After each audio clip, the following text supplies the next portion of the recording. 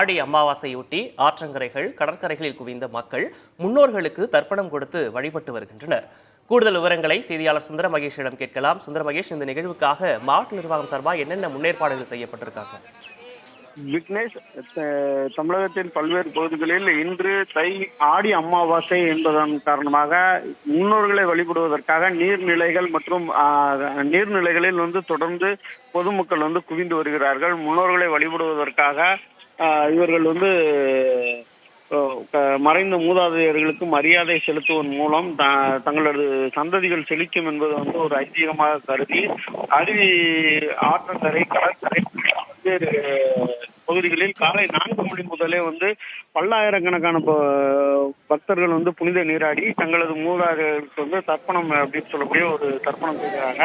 இதுக்கு ஒவ்வொரு ஆற்றங்கரை, அருவிக்கரை உள்ளிட்ட பல்வேறு பகுதிகளில் தர்ப்பணம் கொடுப்பதற்காக வேத விற்பனர்கள் குவிஞ்சிருக்காங்க. தர்ப்பை புல்லை விரல் அணிஞ்சு கொண்டு எள்ளும் தண்ணீரும் அணிஞ்சு தெளித்து தங்களது முன்னோர்களின் பெயர்களை சொல்லி வழிபட்டு இந்த தர்ப்பணத்தை கொடுத்துட்டு இருக்கிறாங்க.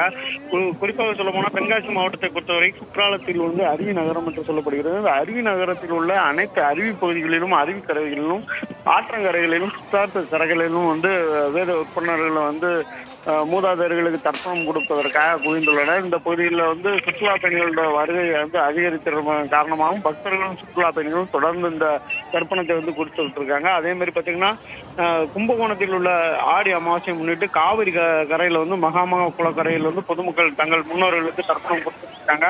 தஞ்சை மாவட்டத்தில் கும்பகோணத்தில் ஆடி அமாவாசையை முன்னிட்டு இந்த காவிரி படித்துறைகள், மகாமக குளக்கரைகளில் பொதுமக்கள் ஏராளமான குடித்த காய்கறிகள், உணவுகள் உள்ளிட்டவற்றை மூதாதையருக்கு படைத்து இந்த தர்ப்பணத்தை கொடுத்துட்டு இருக்காங்க. இங்கே போலீசார் பாதுகாப்பு பணியில அதிகமாக ஈடுபட்டு இருக்காங்க. அதே மாதிரி திருச்செந்தூர் கடற்கரையில் ஆடி அமாவாசையை முன்னிட்டு ஏராளமான பக்தர்கள் அங்கேயும் தர்ப்பணம் கொடுத்துட்டு இருக்காங்க. இதற்காக கடற்கரையில் பாதுகாப்பு பணியில் போலீசார் ஈடுபட்டு இருக்காங்க. மேலும் இந்த தர்ப்பணத்தை ஈஸியா கொடுக்கறதுக்காக அங்க இருக்கக்கூடிய வேத விற்பனர்கள் வரிசையில் அமர்ந்து பணிகளை மேற்கொண்டு இருக்காங்க. அதே மாதிரி புனித நதியாக கருதக்கூடிய நெல்லை மாவட்டத்தில் இருக்கக்கூடிய தாமிரபரணியில் உள்ள பாவநாசத்திலும் இதே தர்ப்பணம் நிகழ்வு இன்றைக்கு அதிகாலை முதலே நேற்று நள்ளிரவு முதலே பக்தர்கள் குவிய தொடங்கி அந்த ஆற்றங்கரையிலும் முன்னோர்களுக்கு இதே தர்ப்பணத்தை கொடுத்து வருகிறார்கள்.